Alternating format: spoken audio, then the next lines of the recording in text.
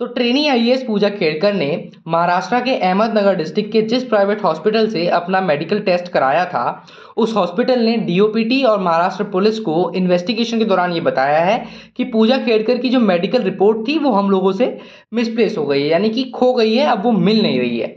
तो इसका मतलब ये है कि पूजा की उस मेडिकल रिपोर्ट में क्या निकल कर आया था, कौन सी डिसेबिलिटीज उनको प्रूव हुई थी उस टेस्ट के अंदर, इस बात का अब पता नहीं चल सकता है क्योंकि वो रिपोर्ट हॉस्पिटल ने खो दी है। अहमदनगर पूजा का होम डिस्ट्रिक्ट भी है, ये भी आपको बताते हुए चलें। ये पूरी कंट्रोवर्सी पिछले कई दिनों से आप सुनते हुए आ रहे हैं। ट्रेनिंग आईएएस पूजा खेड़कर जो 2021 में जिन्होंने यूपीएससी का एग्जाम क्लियर किया, उसके बाद रैंक सिक्योर करने के बाद उनको आईएएस की नौकरी मिली।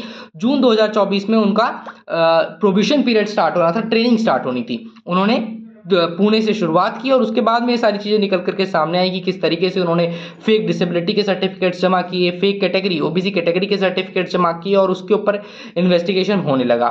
इसी इन्वेस्टिगेशन के अंदर एक अहम मुद्दा ये था कि जो फेक डिसेबिलिटी पूजा ने बताई उसका भरण उन्हें क्लियरेंस कहाँ से मिला, किस तरीके से उन्होंने मेडिकल टेस्ट कराए और क्यों उनको वो सर्टिफिकेट बनाने के लिए उस तरह का माहौल मिल पाया कि वो फेक डिसेबिलिटी का सर्टिफिकेट जमा करा पाई।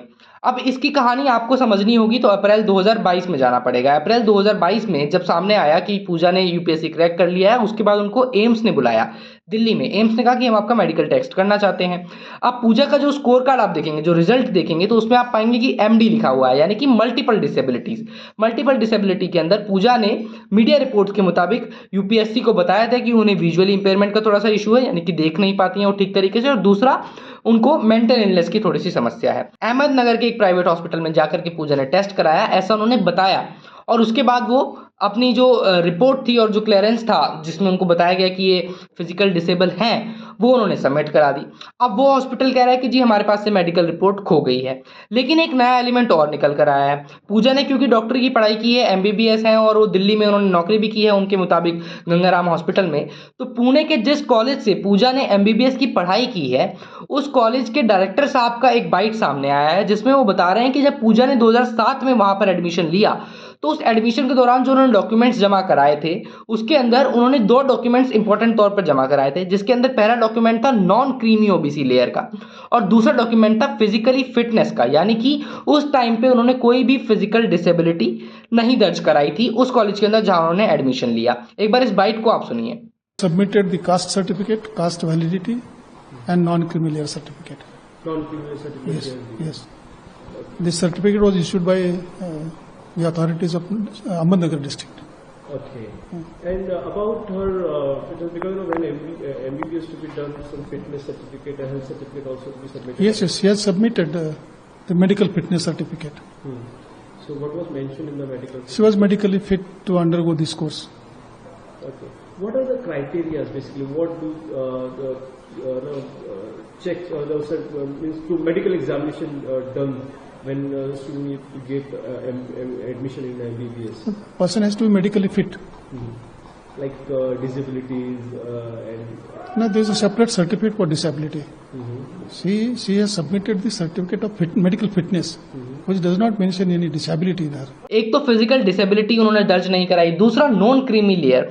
नॉन क्रीमी लेयर का मतलब दोस्तों ये हुआ कि अगर आप ओबीसी कैटेगरी में आते हैं और आपकी सालाना इनकम, आपके परिवार की सालाना इनकम 8 लाख रुपए से कम है, तो आप नॉन क्रीमी लेयर के रिजर्वेशन का फायदा उठा सकते हैं। और साथ साथ आपके पिताजी या माताजी ग्रुप ए या बी के एम्प्लॉय ना हो, सरकारी मुलाजिम ना हो, अधिकारी ना हो। पूजा के साथ ये दोनों ही सिनेरियो नहीं है। पूजा के पिताजी दिलीप खेड़कर ग्रुप ए के एम्प्लॉय हैं, राज्य सरकार में बड़े उन्होंने ओहदे पे काम किया है, अफसर रहे हैं। दूसरी बात, जो उनकी सालाना इनकम है वो आप देख सकते हैं, ये आपकी स्क्रीन पर जो दिखाया जा रहा है आप देख सकते हैं, इसके अंदर दिखाया गया है कि 40 करोड़ रुपए की तो उनकी टोटल वर्थ बताई गई, और दूसरा जो सालाना इनकम है वो 40 लाख से ज्यादा है। ये इनकम टैक्स डिपार्टमेंट को इन्होंने जब अपने पैन कार्ड के साथ डिटेल्स सबमिट की होंगी तब का आपके सामने डाटा है। तो इन दोनों सीनियरिटी को चलते आप देख सकते हैं कि वो नॉन क्रीमी लेयर में भी नहीं थी। तो अब हर दिन कुछ नए अपडेट्स इस मामले के अंदर आते जा रहे हैं।